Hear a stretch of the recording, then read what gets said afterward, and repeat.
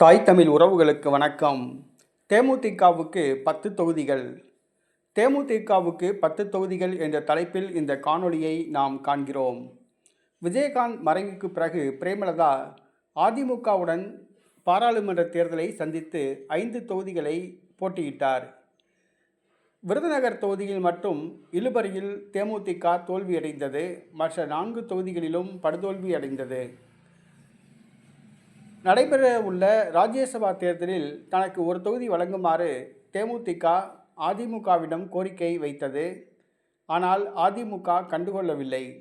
இந்த சூழ்நிலையில் தொடர்ந்து தோல்விகளால் துவண்டு போன பிரேமலதா, விஜயகாந்த் இருந்தபொழுது கட்சி நன்றாக இருந்தது, நம்முடைய கட்சி அதாள பாதாளத்துக்கு சென்று விட்டது, கட்சியை தூக்கி நிறுத்த வேண்டிய காலகட்டத்தில் பிரேமலதா உள்ளார்.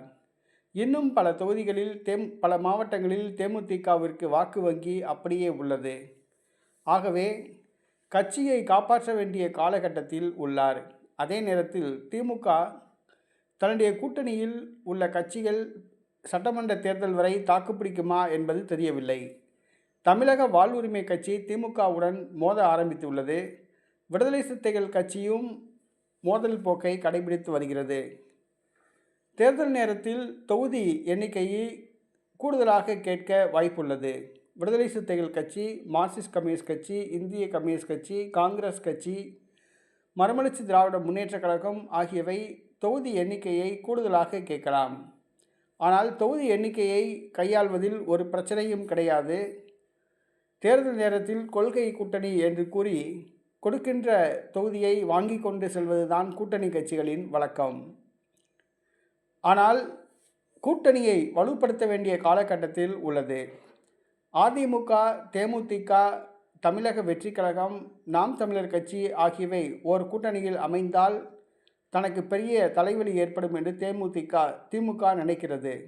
ஆகவே அந்த மெகா கூட்டணி அமையாமல் தடுப்பதற்குரிய வேலையை திமுக செய்ய ஆரம்பித்துள்ளது. முதல் கட்டமாக தேமுதிகவை திமுக கூட்டணிக்கு கொண்டு வர மு.க. ஸ்டாலின் முயற்சி எடுத்துள்ளார். அது சம்பந்தமாக ஆலோசித்து வருகிறார். தேமுதிகவிற்கு அதிகபட்சமாக 10 தொகுதிகள் கொடுக்கலாம் என்று அவர் முடிவு செய்துள்ளதாக கூறப்படுகிறது.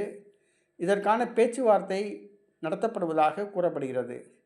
தேமுதிகவிற்கு 10 தொகுதிகள் கொடுத்தால் மதிமுக, மார்க்சிஸ்ட் கம்யூனிஸ்ட் கட்சி, இந்திய கம்யூனிஸ்ட் கட்சி, விடுதலை சிறுத்தைகள் கட்சி ஆகியவை தங்களுக்கும் தலா 10 தொகுதிகள் வேண்டும் என்று அடம்பிடிக்கலாம். அதை எவ்வாறு சமாளிப்பது என்று ஆலோசித்து வருவதாக கூறப்படுகிறது. ஏனென்று சொன்னால், கடந்த தேர்தலில் இந்த கட்சிகளுக்கு 6 தொகுதிகளைத்தான் திமுக வழங்கியது.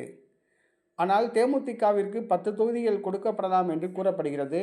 இது தேமுதிக வட்டாரத்தில் மகிழ்ச்சியை தருகிறது. அதிமுகவில் போட்டியிட்டு 30 தொகுதிகளில் போட்டியிட்டு 30லும் தோல்வி அடைவதை விட திமுக கூட்டணியில் 10 தொகுதியில் போட்டியிட்டு 10லும் வெற்றி பெறுவது நல்லது என்று பிரேமலதா நினைக்கிறார். தன்னுடைய கட்சியை சார்ந்த 10 பேர் தமிழக சட்டசபைக்கு செல்வது நல்லது என்று கருதுகிறார். ஆகவே திமுக கூட்டணியை அவர் தேர்வு செய்ய முடிவு செய்துள்ளதாக கூறப்படுகிறது. திமுக பக்கம் சிறிது சிறிதாக நகர ஆரம்பித்துள்ளார்.